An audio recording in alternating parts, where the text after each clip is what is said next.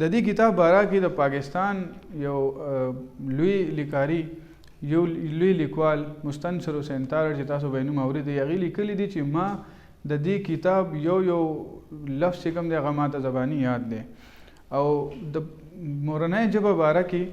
مولانا عبدالکلام آزاد لیکي چې خپل د مورنۍ ژبه کې تعلیم ورکول داسې دي تاسو چې یو بادام خورئ، نو چې یو بادام تاسو خورئ نو هغه چې تاسو وخورئ نو هغې اثر تاسو ته میلاویږي. او که دغه تعلیم تاسو په مورنۍ ژبې نه علاوه بل څه ژبې کې راکوئ نو هغې مثال داسې دی تاسو چې دا بادام سمیت هډوکې خورئ نو نه به په هغې خوند پوه شئ، نه به په هغې مقصد پوه شئ او نه به تاسو هغې باندې پوهیږئ. نو د مورنۍ ژبې چې کوم اهمیت دی هغې باره کې څه خبرې دي. او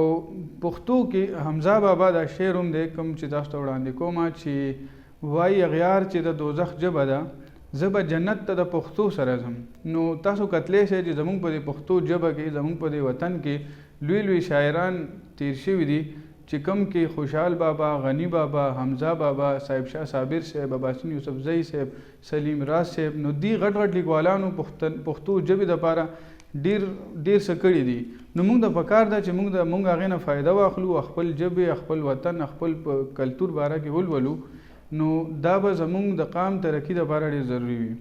دغسې په دې کتاب کې مختلف داسې موضوعات دي، مختلف داسې کیسې دي چې کوم موږ ته دا خبره ښیي چې خپل وطن خپلې ژبې سره مینه کول ډېر ضروري دي. نو دغې په کیسو کې یو کیسه داسې ده چې د دې کتاب چې کوم مصنف دی رسول حمزه توف، هغه دا خبره کوي چې وایي زه په دې پیرس کې یو ادبي میلې کې تللی وم، هلته ماله یو مصور میلاو شو.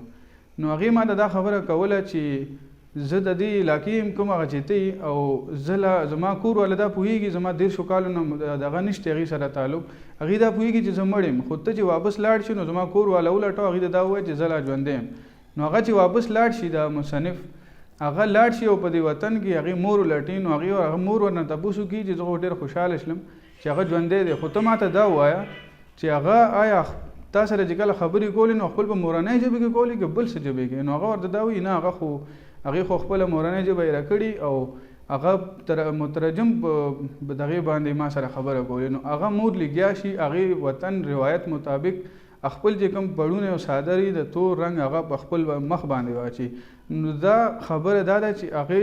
دا دغه کي چې هغه زما چې کوم زوی دی کوم چې مورنۍ ژبه هېره کړه هغه ما دپاره مړ دی. نو دغسې پښتنو وروڼو زما د دې کتاب تبصرې مقصد دغه دی چې مونږ د خپل خاورې، خپل وطن، خپل ژبې، خپل کلتور سره مینه وکړو. نو دا زموږ د ژوند دپاره، زموږ تعلیم دپاره، زموږ راتلونکي وخت دپاره ډېر ضروري دی. دغسې یو شاعر په پښتو کې دا شعر ویلی چې کوم باندې زه خپل د تبصرې اختتام کوم. شاعر وایي چې پښتنه خاوره مې د تنده، که د شالکوټ که د هلمنده، سوات مې پټکې تیرا لمنده،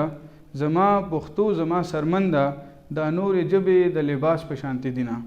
نو دې شعر نه موږ ته دا سبق حاصل کیږي چې ضروري ده چې موږ د ضرورت مطابق نورې ژبې زده کړو، لکه په پاکستان کې اردو شوه یا آیا انګلیش شو یا نوره څه ژبه شوه، خو زموږ چې کومه خپله مورنۍ ژبه ده هغه یې زده کول، هغه ویل، هغې کې هر څه خپل روایتو سره ځان ټینګ ساتل دا ډېر ضروري شی دی. نو په دې تبصرې کې زما دغه پیغام دی چې خپل وطن، خپل ریاست، خپل کلتور او خپل ژبې سره مینه وکړئ.